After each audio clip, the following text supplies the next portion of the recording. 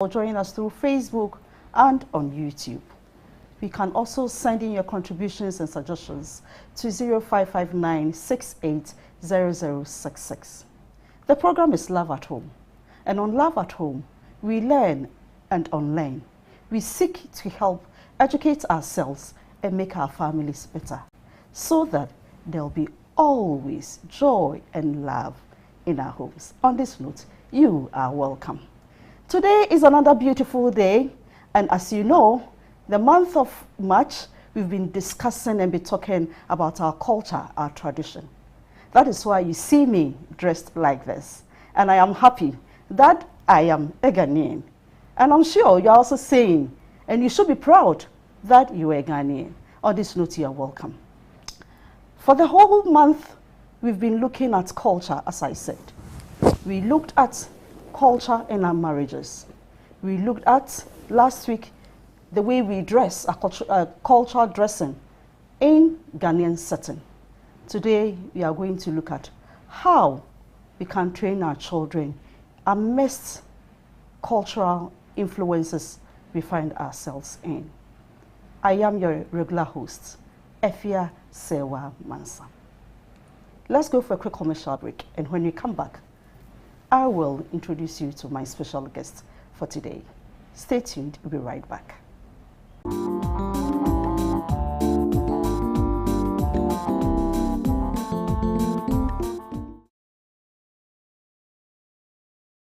Do you know that over 23 million doses of the COVID-19 vaccine have been administered?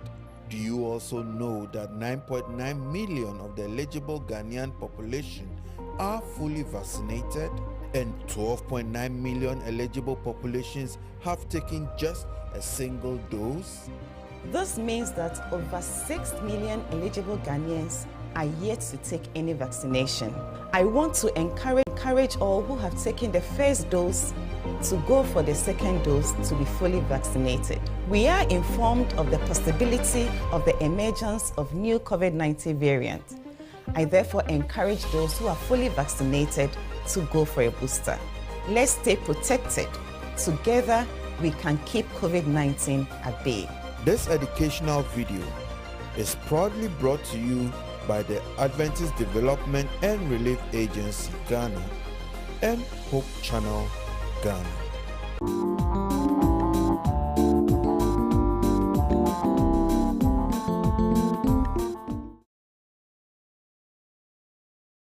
Tuned. The program is still Love at Home, and you're watching Hope Channel Ghana.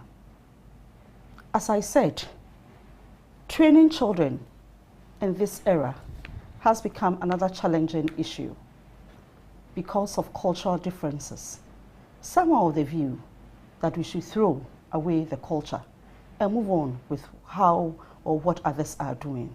Is that really the case? What is the effect if you do this? This and other things you're going to discuss today. I have on my far left, Madam Henrietta Jimfua Kuma. She is the Children Ministry Director at the Meridian Ghana Conference. Mami, Memawakwaba. Yeah, Enya. You look very beautiful. Thank you. I wanted to look Ghanaian. Ah, you've done it. And congratulations. Thank you. You are welcome. Thank you. Thank you. My other special guest is Mr. Oswald Ejay Boateng. He works with KEK Insurance. He's also the Youth Director at the Meridian Ghana Conference, and a father too. Boss. Hello. This your batakari is nice. Can you shake and let us see Yeah, how yeah, beautiful? yeah, That yeah, is yeah, good. That is good. You're welcome. Thank you very much. How was your day? Tiring, but that's what it is. Really? Yeah, but God was grateful to us. So Yeah. that's the most important thing. Anyway, we thank God. Yeah. So let me also thank you so much for staying tuned, and you are welcome. Please remember to call in your friends, your family members. The time has soon. We are watching Love at Home. Let's go straight to Madam. What is culture then, and how does it impact on our children upbringing? Yeah, Efia, thank you for the question. And when we talk about culture, It is our way of life, or the way a group of people live. And when we are talking about living, we are looking at our dressing, our foods, our languages, and many other things that are embodied in culture. And to tie it to the training of children, you know, we all train our children with what we know. Therefore, if I have a way of life, that is the way my child will go. So culture and training of our children, they move hand in hand. Mr. Jabwati, do you want to add something? Yeah, you know, with it's about our ideas, our customs, our beliefs, and everything that identify us as a particular group of people. So, as Madam said, our food, our clothing, everything, how we speak, how we relate to people, everything that makes us, that can tell that, okay, this person is part of this family or part of this group. It's an identity thing. Okay. Yeah. Okay. Has our culture been in any way been affected? In a way, yes. Okay. How? Yeah. For example, if you look at how I'm dressed this evening, I have wig on, which is not Ghanaian culture. And I have my traditional cloth. So it's affected. And this time, like the example I've given, in a good way.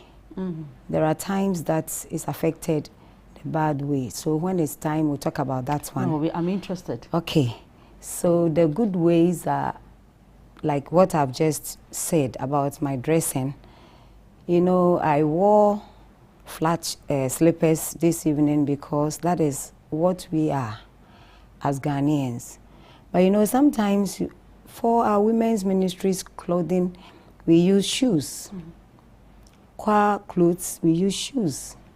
And that is how the modernization or globalization has affected our culture as Ghanaians. But sometimes it is also not good what we import into our cultural system. For instance, a child can say any word that in those days our parents wouldn't allow. Mommy, shut up. And mommy will not find it anything that is, because he has been watching on TV, foreign movies, and the children are saying that to their parents, therefore, it's not anything.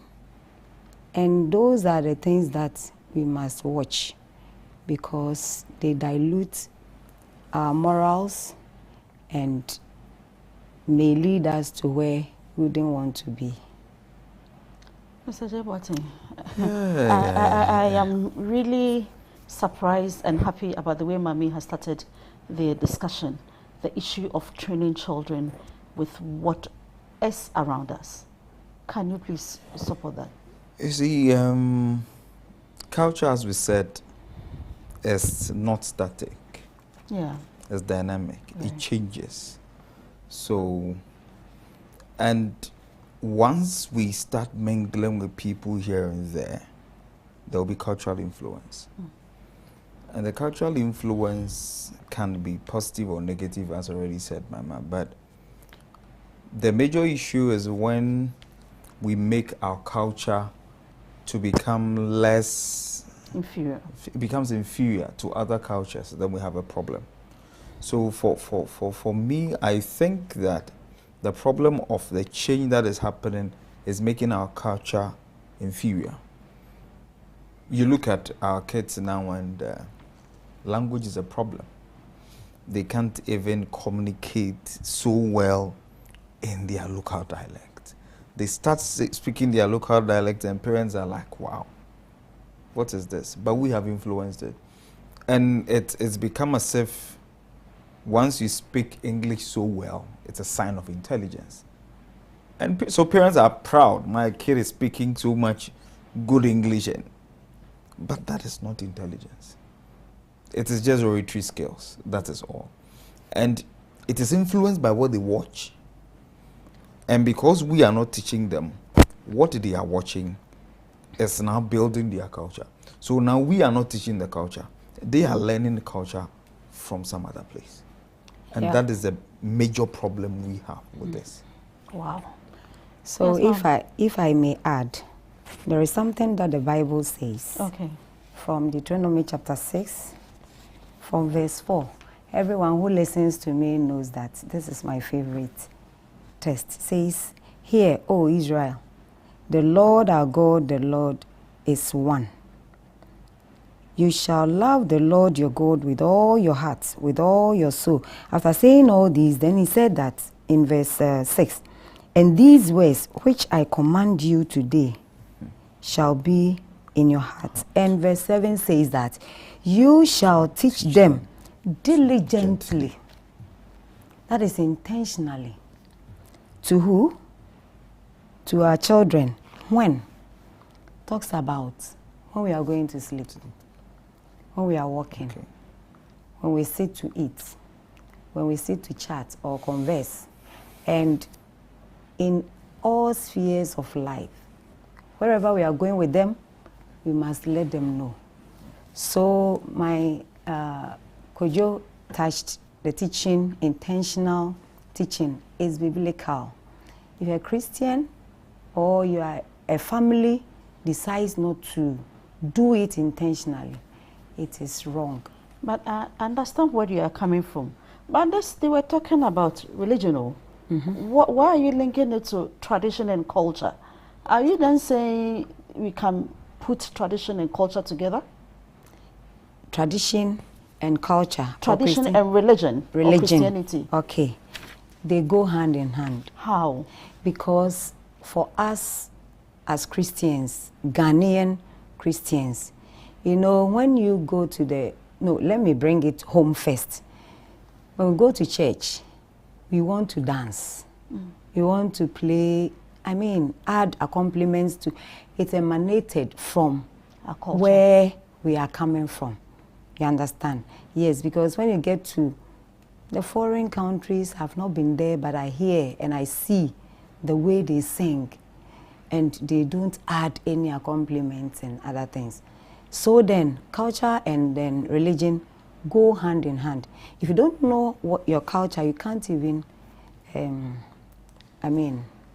worship God in the right way, because you need to know from your culture whom God is.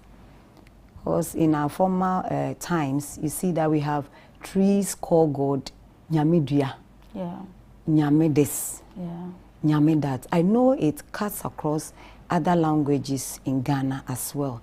Therefore, religion and culture, they move hand in hand. This is interesting. Kojo, you want to add something? Yes. You see,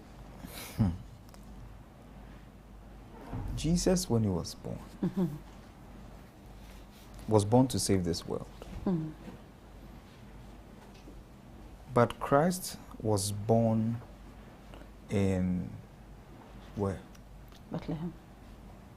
And what made the father and mother move to Bethlehem? Okay. It was a celebration that made them move. And it was something that was in their culture. Someone who's going to give birth to Jesus, the originator of Christianity, as we might say. Yeah. That transition, for them to go and give birth there, they went for a cultural meeting. That is why that movement came. And so we can't isolate culture from religion.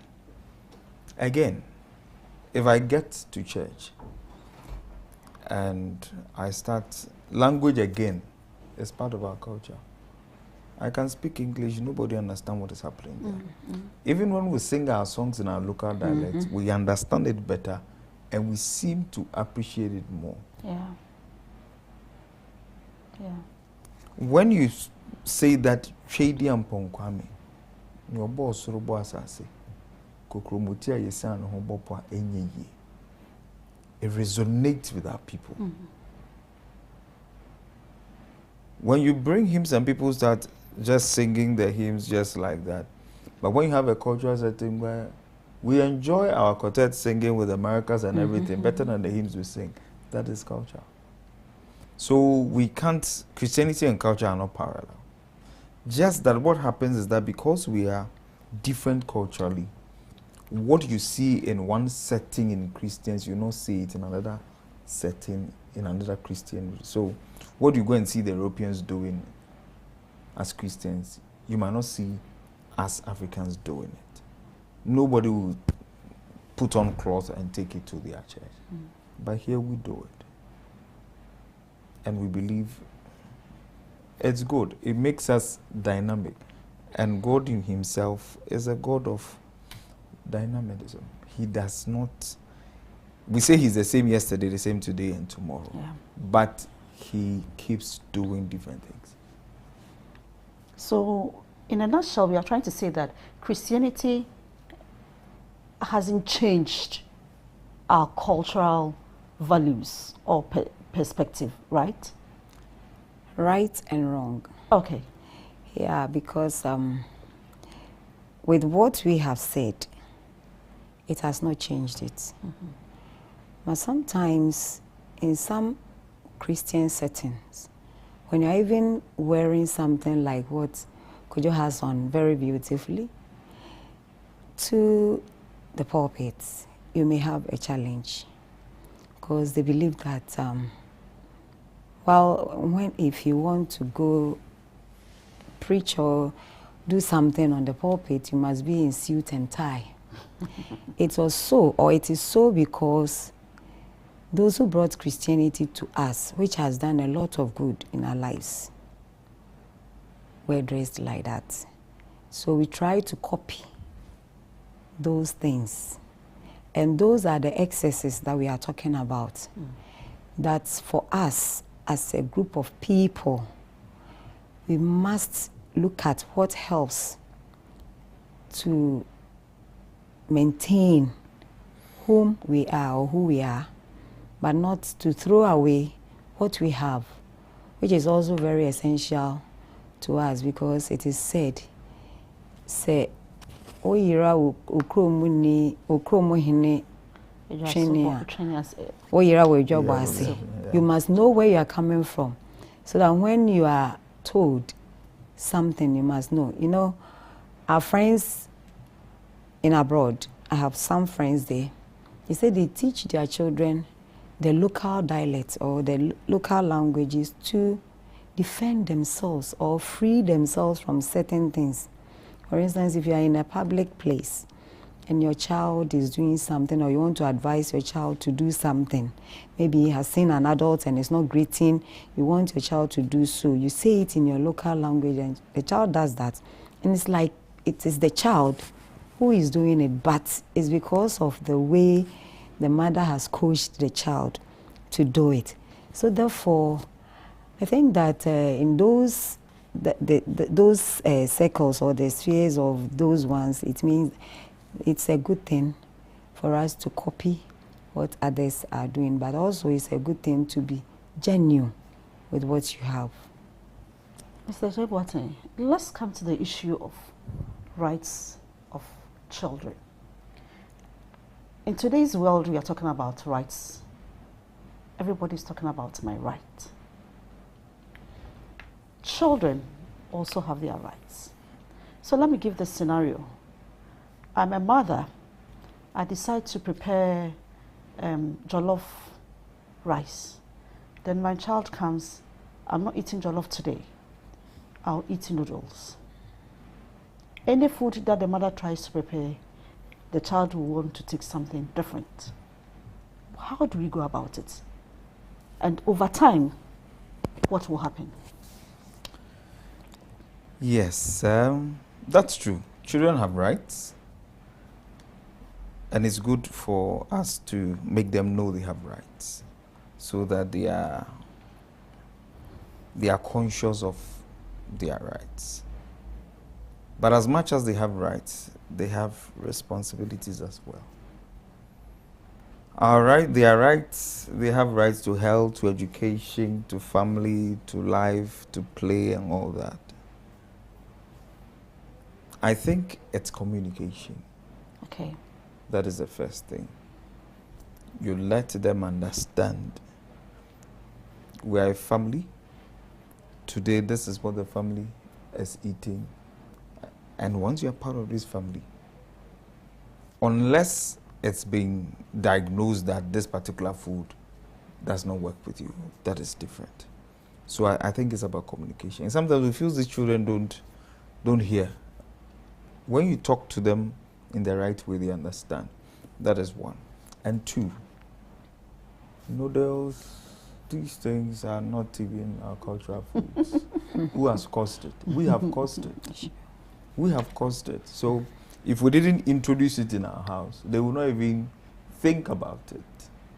But once we have introduced it in our house, then they develop the taste for it. So we have a role to play. And these kids, they learn more from what we do than what we tell them. So if we want to develop them, we need... So in the family, mommy is cooking rice today.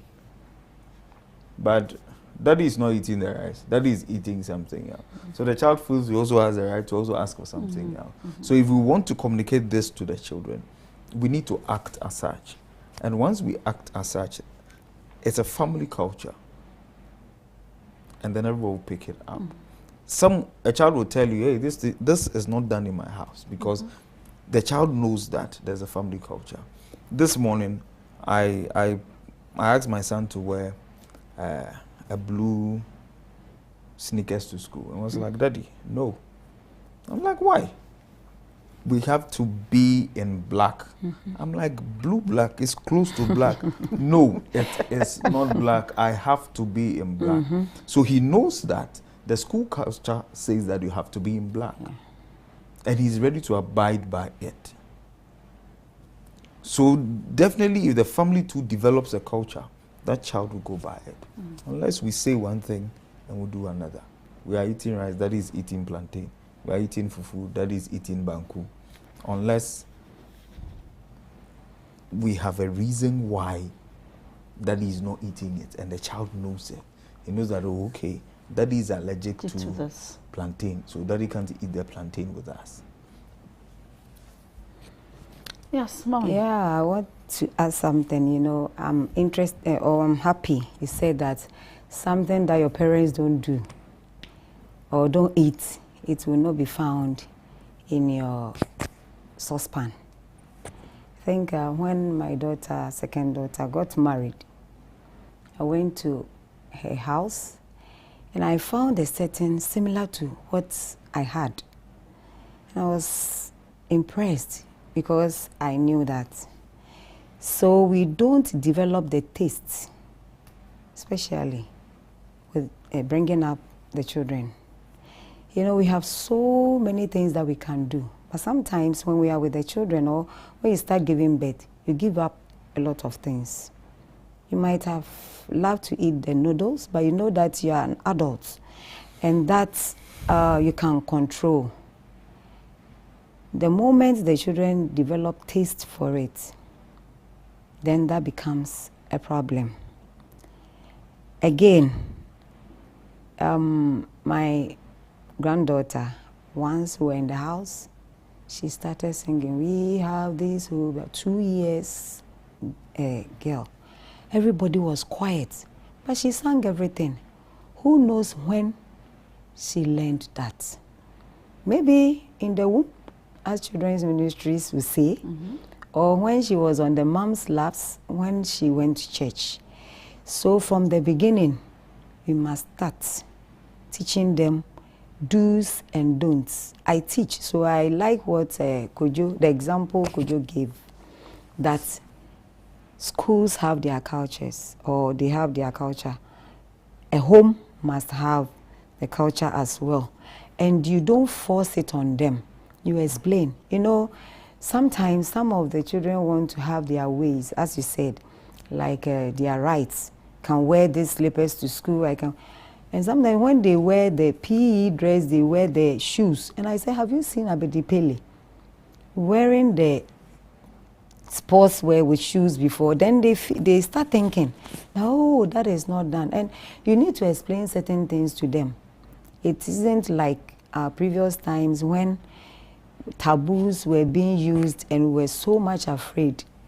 Now they Google all that we say and that they find out if you are telling the truth or you are lying.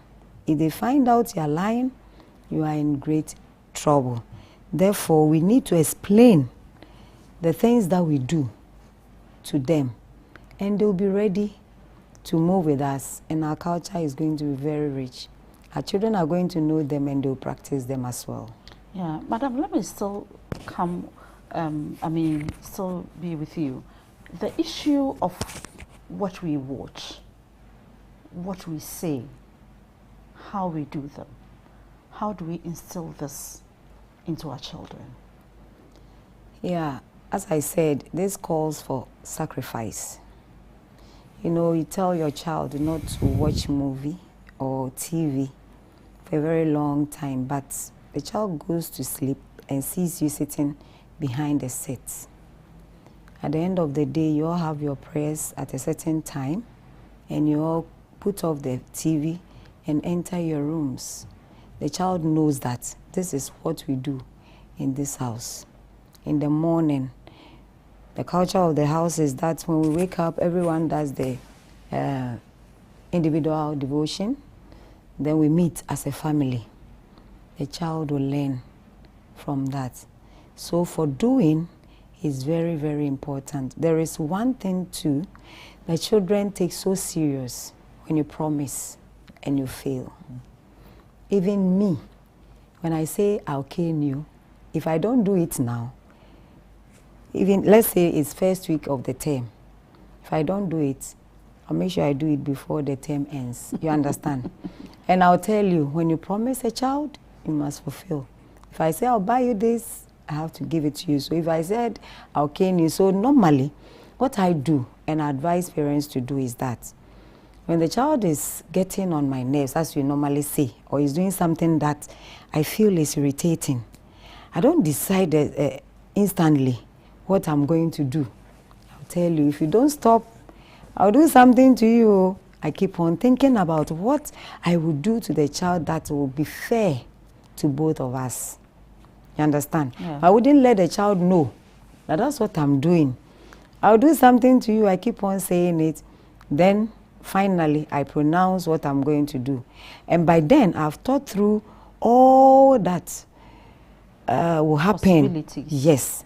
So that when I say it, I know it is my word. I know that I was teaching grade once some time ago. I came in the morning, somebody had written on my table, Auntie Hetty, Osi Adieyo. Yes, they know when I say I'll do this, I'll do it. So if I can't do it, I will not say it. You don't tell your child, I will let you go hungry before you realize you're cooking the food for the child. So think of what you can do, and that will be fair to the child, will not harm the child, but then would learn the lesson as you want it to be. So this is the submission, and this is the free advice I have for guidance and guardians and parents, so that you don't harm them, for them to feel that you are a bad person. Because, you know, I discipline a lot. Those who have attended my school, even in the youth, at church. Once, I think it was within the 10 days of prayer, I was with my local church children, and one of the boys went out, she was crying. You know, I mentioned his name in the microphone, and I think he didn't like it. So he was crying. And the mom said, "Why are you crying?" He said, the moment the boy said, "Auntie Hetty," oh, even me, she made me cry, so it's not new. You know, they know that I will make sure you do the right thing. But then, if I'm moving, I'm the one they follow so much. Children know if you love them or you are doing something to hurt them. So let's be very careful. As much as we want to instill our culture in them, we should be very careful the way we go about it. Thank you. Mr. Jaibote, my question is, some years ago, you see the way that we used to play. We go out in a group, in the neighborhood or society, we play, we sweat, we come, bath, But today, everybody is by the PlayStation. Cartoon. What is the effect of this? Is there any effect at all? There is. But you know, times have changed. Society has changed. And in all honesty, our society is not as safe as it was years ago. So these things coming in is a precaution that parents take to ensure that their children are safe.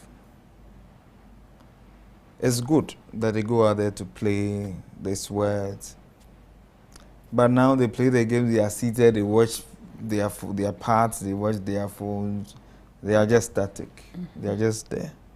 They eat set. Health-wise, it's not the best.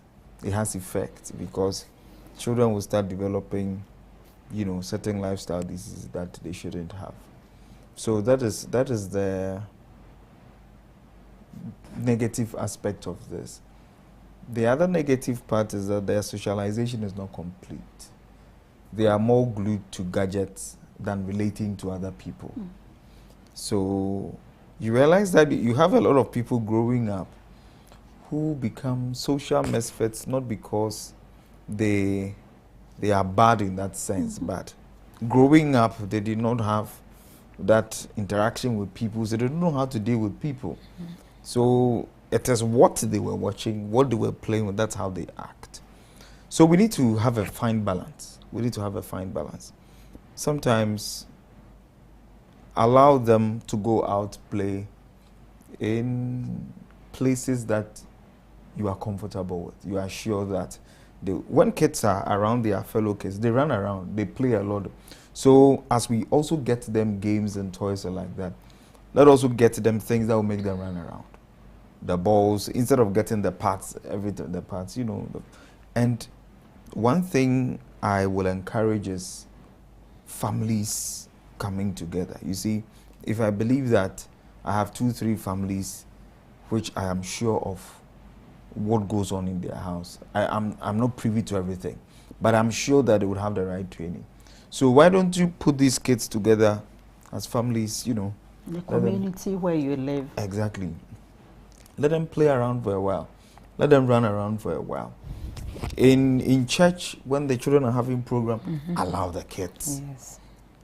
Don't. You know, when you confine them, you are worrying yourself, because very soon you would want them to go out, step out there, but you've confined them for a long time, and that's what they are used to. So now they will not go. This adventure clubs we do in churches, this PFs we do in church, it exposes kids. These marching and drilling things they do, it's form of exercise, they move around, it's healthy. So we give them that opportunity in a controlled environment. That is what I'll say. Thank you very much, my special guest. We want to go for a quick break, and when we come back, we continue with the discussion. Please remember to contribute by sending in your text to 0559 680066. We'll be right back. Please stay tuned.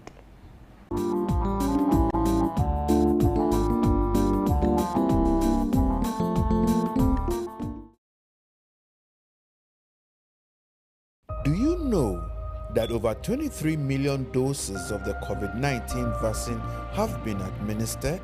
Do you also know that 9.9 million of the eligible Ghanaian population are fully vaccinated, and 12.9 million eligible populations have taken just a single dose? This means that over 6 million eligible Ghanaians are yet to take any vaccination. I want to encourage all who have taken the first dose to go for the second dose to be fully vaccinated. We are informed of the possibility of the emergence of new COVID-19 variant. I therefore encourage those who are fully vaccinated to go for a booster. Let's stay protected. Together, we can keep COVID-19 at bay. This educational video is proudly brought to you by the Adventist Development and Relief Agency, Ghana, and Hope Channel, Ghana. Hallelujah.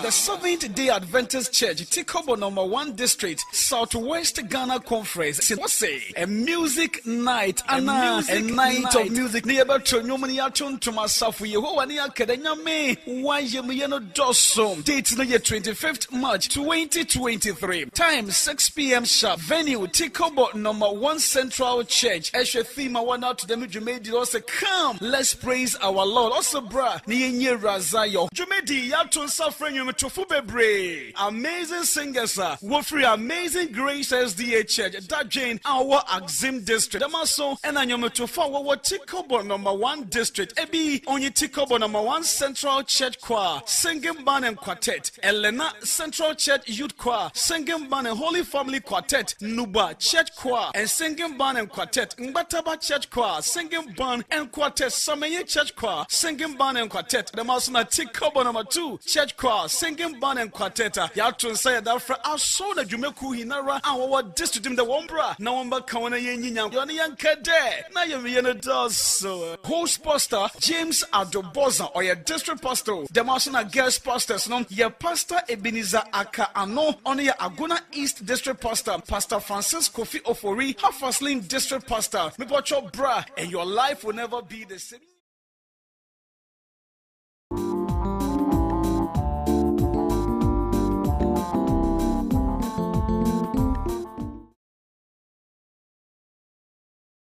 Hello, my dear viewer. Thank you so much for staying tuned. You are welcome to Love at Home on Hope Channel Ghana. And we are discussing the cultural influence, the foreign cultural influence that we have on our children.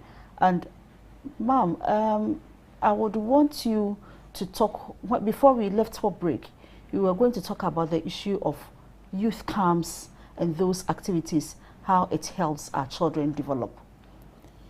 Yeah, for our culture, this part of the world, we are social beings. We socialize so much.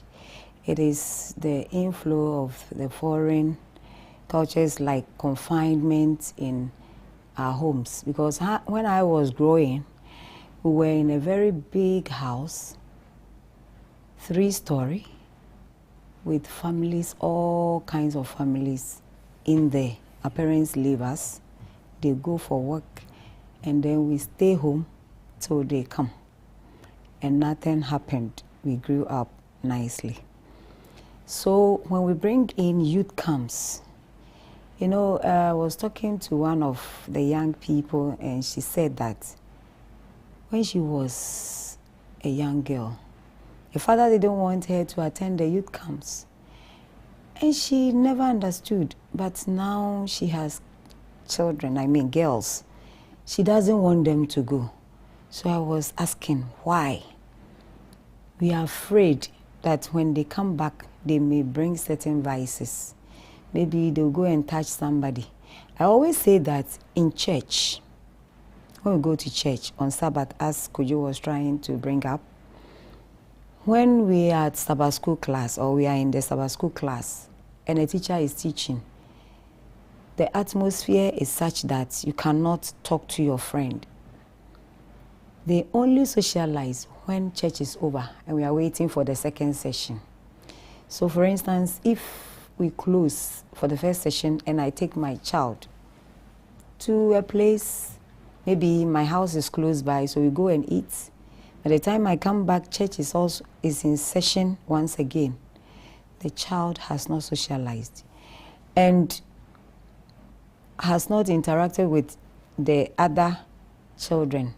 Sometimes when they are talking and teachers are around, we listen to them and we are able to advise parents what to do. So leaving the children to roam in the church house, eat with other children, formerly we all put our hands in one pot, eat together. But now, even when you eat and you tell your child to take the food, will not do that. Even you, the parent, will call your child and say that, say no. Then you take part, or myself, I'll take part, so that I wouldn't leave some for my child to take it. But those times, they were showing us how our parents love us. Because, for instance, if my father eats and leaves meat for me, and I go for it, know that daddy loves me. Too much. You see, or if my daddy is eating and I put my hand in it, oh, let's eat. You know, I become so happy. But we have put all these things aside. Could you first mention that our setting or this time, it's not that safe for children to be eating with everyone or something of that sort. But if it is home, let's try to teach them that it's not bad that you eat with your siblings. Again, you know this person. Maybe the person is your neighbor or a friend to your parents. Or even the person is even coming to your home, bringing something to your parents, and the thing is heavy. Even if it is not bad, or it is good for that child at home to go and carry the load that that adult is bringing to your home. I'm not saying if you don't know the person, go and help them carry the loads, because these days things are becoming scary. But if you know the person, especially if the person is coming to your house, sometimes when I get out from the car onto the Valley View campus, some students see us carrying our bags and they pass by. So when you get to the school, I'll call you and I'll educate you. When you see me coming, you know, sometimes they sit in the car, drive past you, and they expect that you come to teach them. So I call you and I'll tell you. When you see me at the gate or any other teacher, every other teacher, you pick them, because that person, you know the person is not a bad person. When you are greeting, for instance, you mention names. You don't just say, good morning, then you pass. You see, if there are many, you can just add, please, good morning. You don't say good morning, then you move on. It's not our culture. You know, we are in this part of the world and we think that things are like that out there. I remember when I was in Bolga, I went to Bolga once with my mom, and I was a bit of age, so I was working with a certain restaurant. And a white lady came, a young lady. She was telling me that in my house, I live with my grandma and my mother. And I had never heard that. She was the first person who said that to me. And I said, but I heard that when your parents are very old, you send them to the old. You say, every clean and responsible family take care of their old people. Wow. So taking care of your old people, grandmothers, when it's vacation, let the children visit their grandparents and they have that bond with them. I was reading something when I was coming here, that a wife told the husband that, I want you to take your first wife out. Then he said, who are you talking about? Said, your mother. And then after everything, the mom died later, I think that same week. But she was very grateful. Know that you are also growing. In our culture, you expect that somebody will take care of you. So let's take care of our old people ourselves. Have time for them. Talk to them. And then you know that they feel happy. And even if it's time for them to die, they die as happy people that they had people to be with. Since we all need to socialize, there are also people that we need to socialize with. So let's teach our children. I was happy during the COVID time because most people, workplaces were opened and schools were closed. So you needed to send your children somewhere where they sent them to their grandparents. Before then, when you are talking to the children and you ask them, do you know your grandma? You can say, oh, yes, I know her, but I have not stayed with them before. But now, it will interest you to know that when it's vacation, they even go there to spend the vacation. So I'm happy that at least COVID also taught us something, which is bringing in the culture that we had previously, and it is positive. Thank you very much. Mr. J. Yeah. So what has changed? If our grandmothers were doing it, why aren't we doing them? Yeah, so before I come to Okay. that, about this youth camp thing that you brought up. You see, the youth camp, parents don't have, honestly, any genuine reason not to allow their kids there. If your claim is that they might pick up vices, then you don't need to allow them to go to school. They go to school all these days. That one you are not afraid. But when they are in a church setting, you are afraid. Then there is a problem. So I think that we should be conscientious. And you see, leaving the kids to that youth camp for them to be on their own is a test of the culture you have built in them. They will be on their own. They will act the culture you have instilled in them there. And the feedback you have from the youth camp, because definitely when things don't go well with that child, the leaders might inform you, the parents. It is an opportunity for you to make the some correction. corrections. Again, these kids learn other things you might not have introduced them to, which builds them up. We are where we are today because of youth camps. I started going to youth camp when I was 10 years old. And until today, I go. So it builds them. And the Campori that was held in Valley View, I took my little boy. And I was always with him. Because I was like, I left him once and I couldn't find him.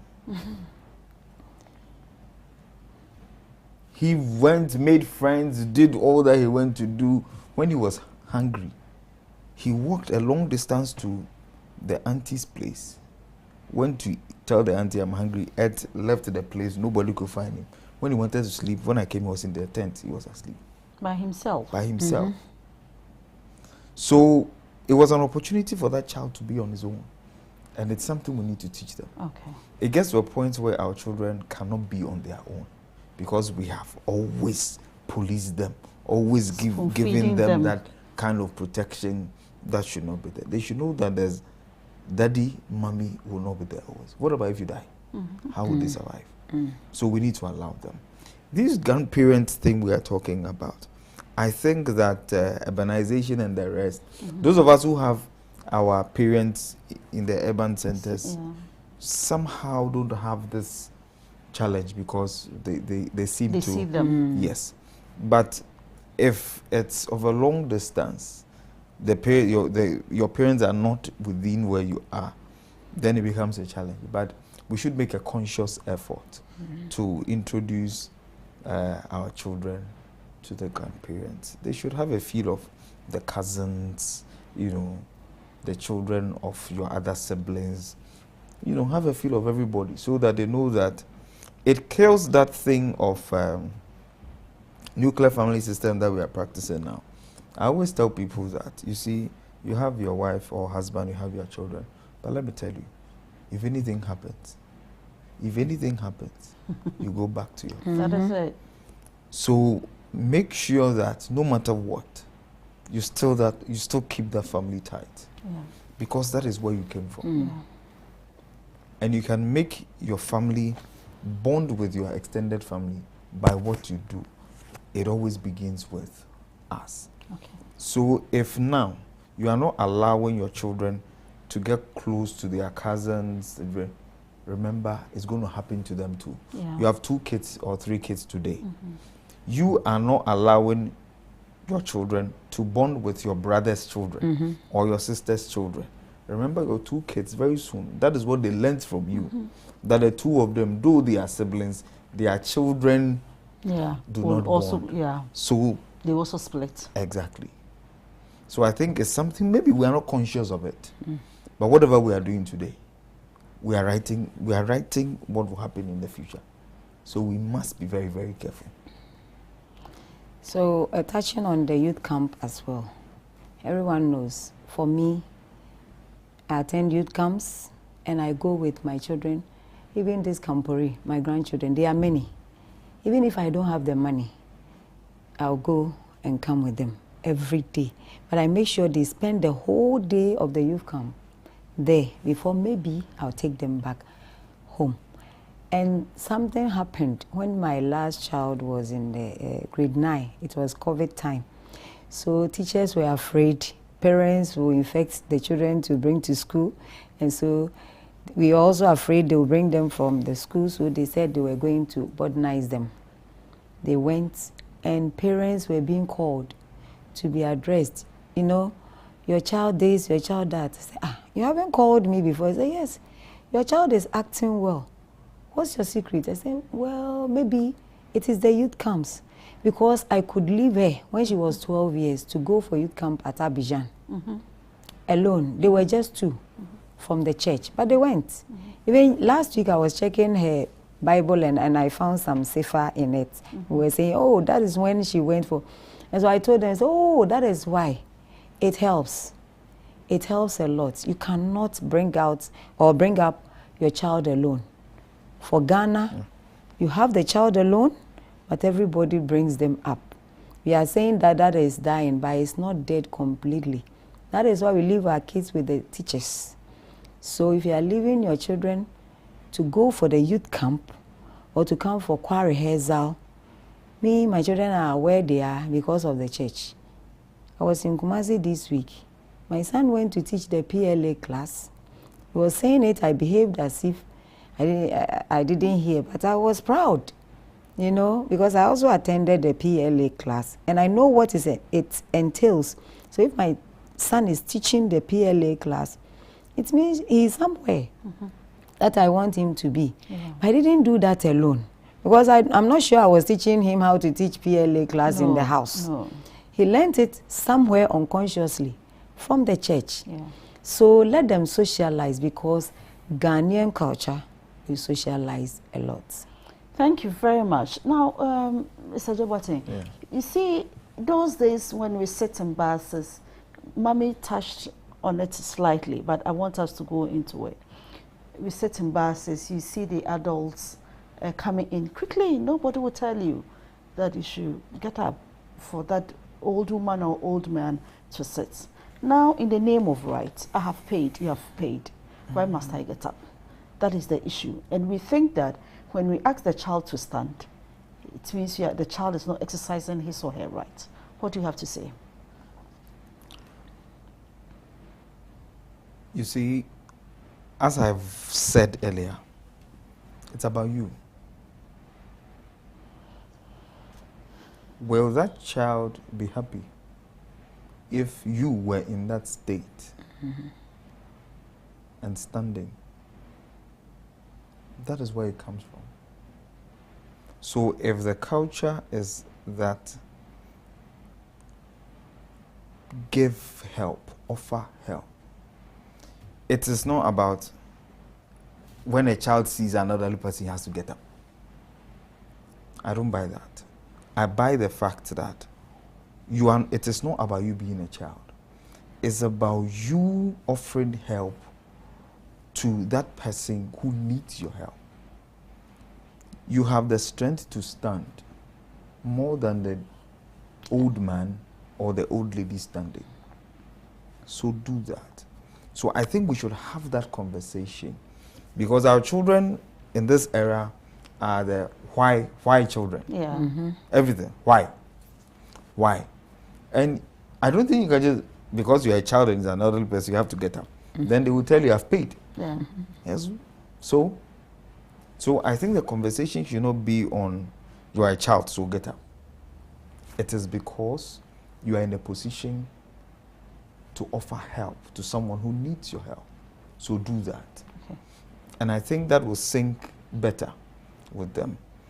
And again, we should be careful with this right thing. Sometimes what they watch, as we said earlier, it's very, very important. Because if they don't get the right information, they would act what they see. Because it's like you should not allow someone to intimidate you because the person is an elderly person. So they would rather listen to that and act as such than what you are saying. So it's a conversation we need to have with them. We shouldn't put it that blanket thing, like the way Mem was saying, taboo. You say things to scare them. These kids, they don't get scared by anything anymore. So we need to rather get the conversation, begin from a certain point, and explain to them, let them understand it better. And Wow, Mommy. yeah, Please counsel us. Your Yeah. last word. Then you use that to counsel us. Parents should go back to the story system and answer them. Hey. Have moral lessons. You know, I teach. I'm a modern day teacher. I tell you, I like the new curriculum, the way it goes. You know, I decided not to have a school, but with the new curriculum, I think I've started thinking along that line. So I'm not an old teacher, let me say. I'm also a modern teacher, you know, because I understand whatever goes on these days. But sometimes when I'm teaching, I bring in such stories my father and my mother told me when I was a child. You mean Kokwa Nanse? I tell you. Tekuma and all that. Konoria. Yeah. And I told them something about laughing at your friend. I mean, if you, how do you call this thing? Like, you should not Making laugh mockery at, of a friend. make mockery. You don't mock your friend. And then I told them about one story where they were going to pick mangoes. This one climbed, and then the head fell. This one was running, the legs broke. This one was laughing, and the mouth became long. You know, they enjoyed it so much. So parents, tell your children what you heard from your parents. They like them so much. And they are filled with lots of moral lessons. You don't know it, Google it. One day a friend was telling me that he has a friend outside and the child watches a local, I think this thing that our children are watching, the poetry and other things, the local ones. Ban to mark a crew, Yeah. In America, I say yes. Hey, why? You see, they are online. If you have forgotten, go online, Google them, and then you enjoy that with the family. Again, the foreign culture has also brought something very good to us. Yeah. Like Uju was saying, if the place is far, you cannot send your children. You can create a small family group. And that is more than something that has happened. Then, from time to time, you record voices. It makes you see the family members so as not to go and marry somebody from your family, which even the Bible has also spoken against. Yeah. So let's come together as family members. Children too, listen to your parents. You know, nobody hates the child, no matter what.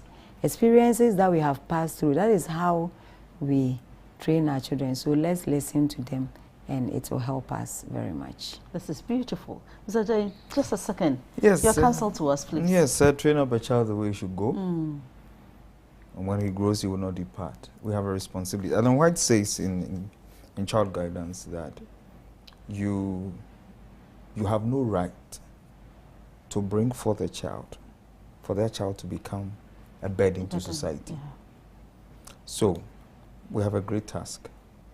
Our children should not be burden on society. Burden in all aspects. And when a child becomes a burden, you know what we are talking about. So you should be able to provide everything the child needs. To our kids, you don't know better than your parental guidance. They know so much. Listen to them. Accept what they say. But you also have a mind of your own. Be discerning. Learn. Read. And as you read the scripture as well. That is what will make you who you want to be. The last thing to the guardians and parents is that the children you are nurturing today is your signature you are putting on society. And everyone will see it. So we need to be careful. This has been a very, very interesting discussion. You attest to this. And thank you so much. Thank you so much, my special guests, for doing justice to this topic. I'm sure we've learned a lot. Please, let's go back. Pick the good old things that will help our families. There is modernization, yes. We can add few things to it and make our families and our children better. On this note, I say thank you so much for watching. And same time next week, we come into your homes with Love at Home. Take care. We love you. Bye.